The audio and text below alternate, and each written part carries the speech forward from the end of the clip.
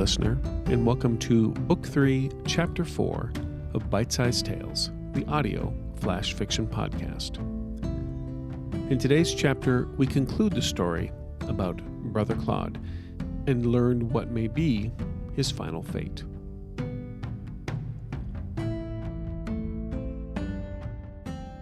The Temptation and Tribulations of Brother Claude, Part 2.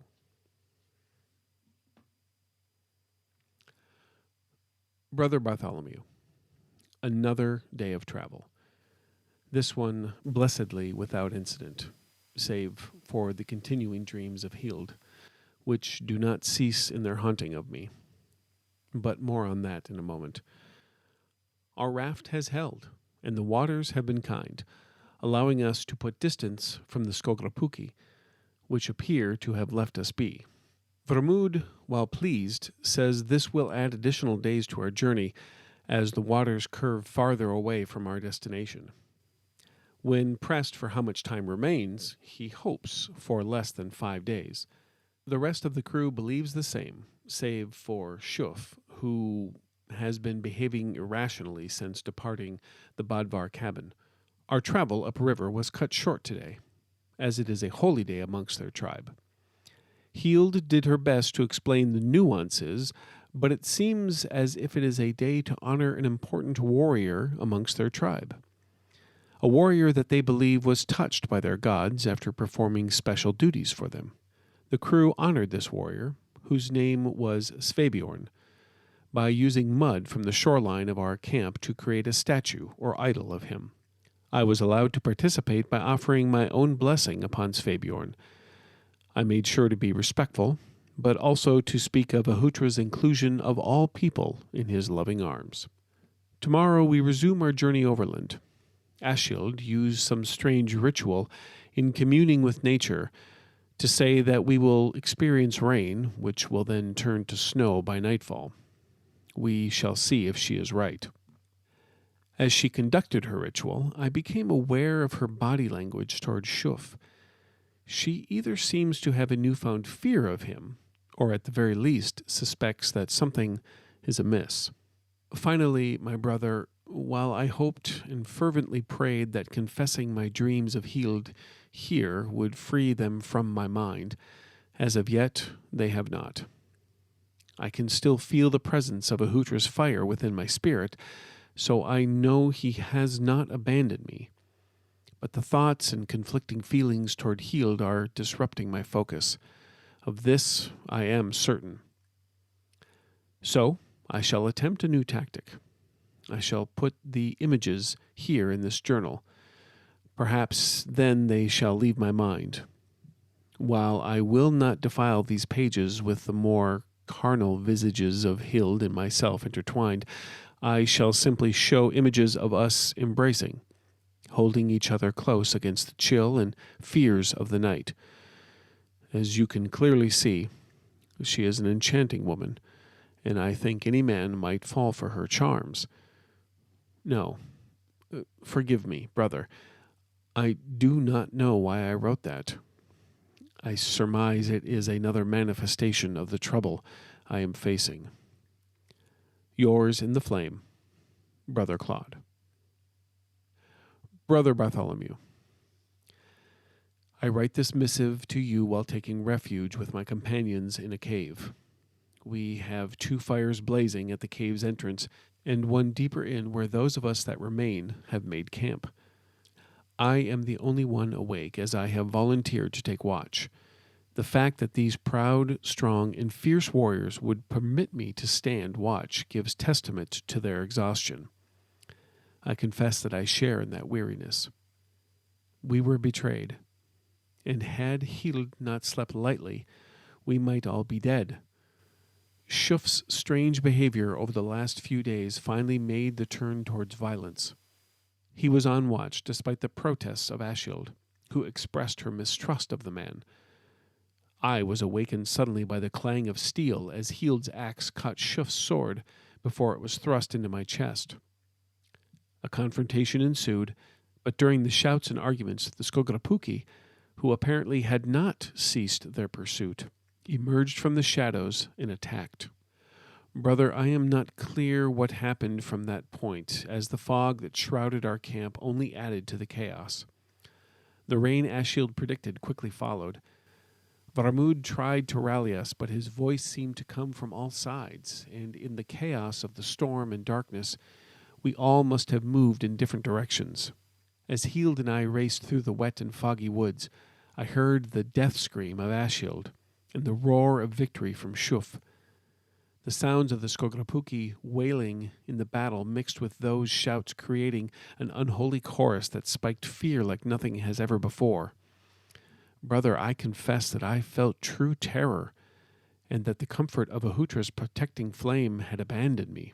Then one of the demons was upon us. Heald was ahead of me, scouting a path as she desperately tried to find Vermud. I was forced to put my meager martial skills to work. I am proud to say that the swings of my axe, while ineffective, did enough to allow Hild to return to my side. She proved her ability well, but it was actually I who delivered the killing blow. With that strike, I felt the blessings of Ahutra within me, giving strength to my strike. Or I pray that it was the flame.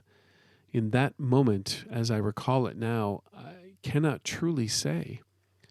Was it our God? Was it one of their gods, proving to this interloper that they exist, and exist for reasons such as this?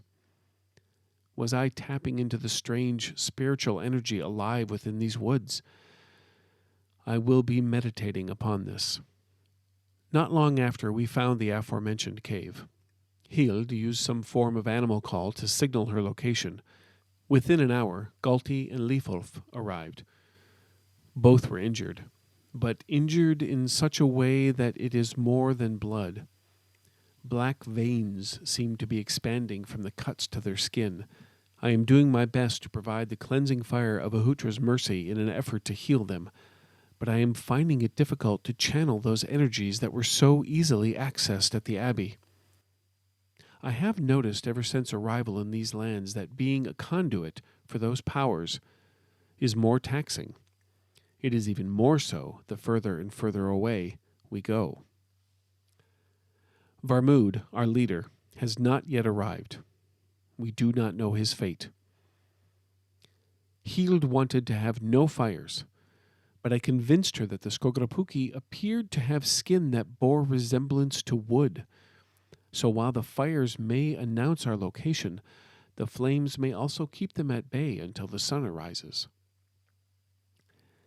If we make it that long, I can hear something beyond the cave's entrance, a scratching or hissing, or, if my ears are to be believed, the cries of an infant. And this cave is deep. We know not where it leads. One last note, brother.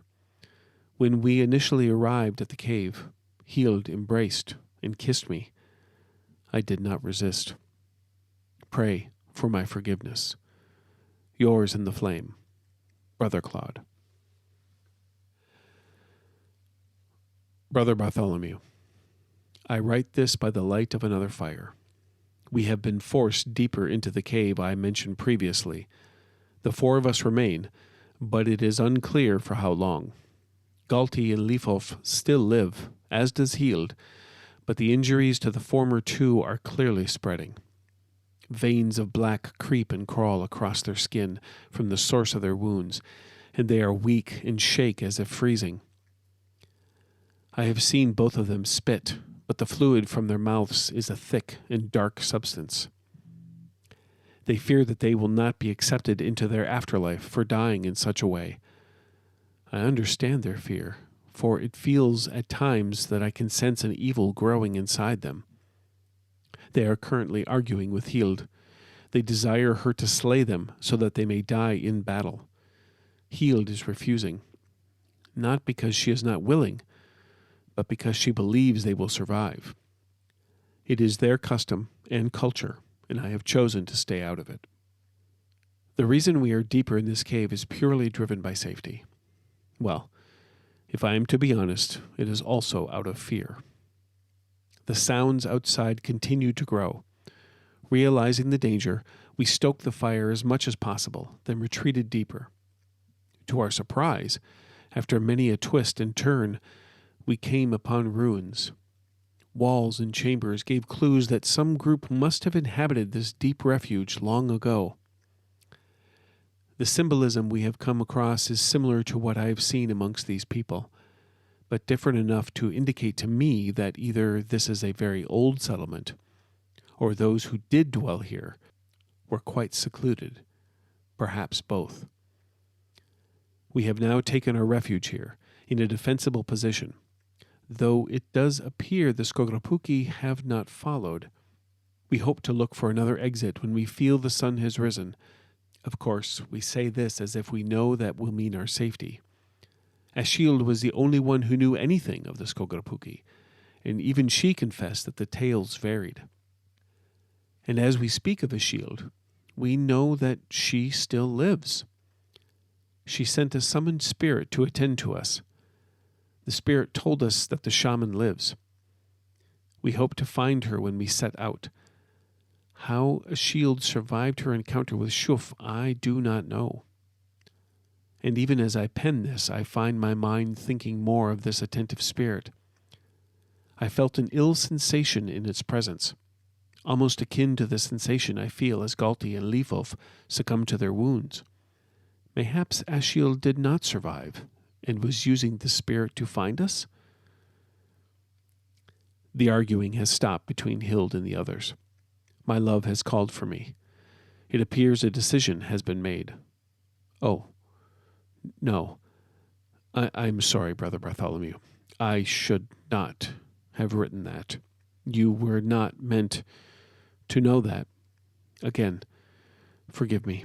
I must go. I pray for hopefully good news. Yours in the flame, Brother Claude.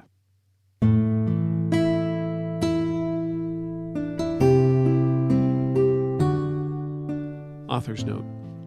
So again, this is more of the background to lore that I use when developing a new campaign for my players to put me into that headspace and to also give them a bit more insight into the world that they would be adventuring in.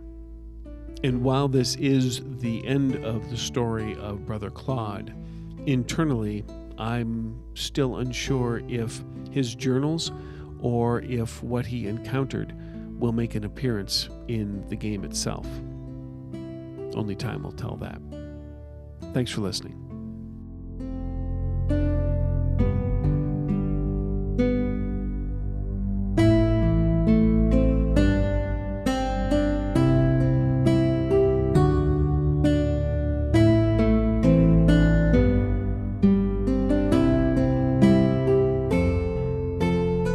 This chapter of Bite-Sized Tales has been brought to you under a Creative Commons Attribution, Non-Commercial, No Derivatives 4.0 International License.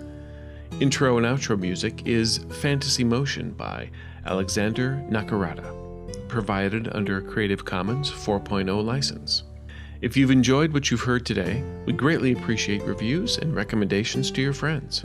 For more information about our authors, please visit bitesizedtales.com. We look forward to reading to you next time.